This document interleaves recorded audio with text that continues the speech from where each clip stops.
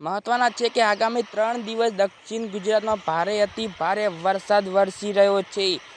28 September અને 29 September ઉપર થશે વધુ વરસાદ। ખેડવા સૂચના આપવાની છે કે એમાં પણ ખાસ કરીને દક્ષિણ ગુજરાતમાં દરિયાકાંઠા વિસ્તારોમાં 35 થી 45 કિલોમીટર પ્રતિ કલાકની ઝડપે પવન ફૂંકાવાની શક્યતા વ્યક્ત કરવામાં આવી છે। અને કારણ કે સમય દરિયાના પાછળની મારો રાજ્યમાં હવે ચોમાસું વિદાય ઘડિયો ગણાઈ રહ્યો છે, ત્યારે મેઘરાજા ફરીથી રાજ્યમાં બંડાળ કર્યો છે। છેલ્લા 2 દિવસ સુધી રાજ્ય વરસાદી માહોલ થવાનો છે।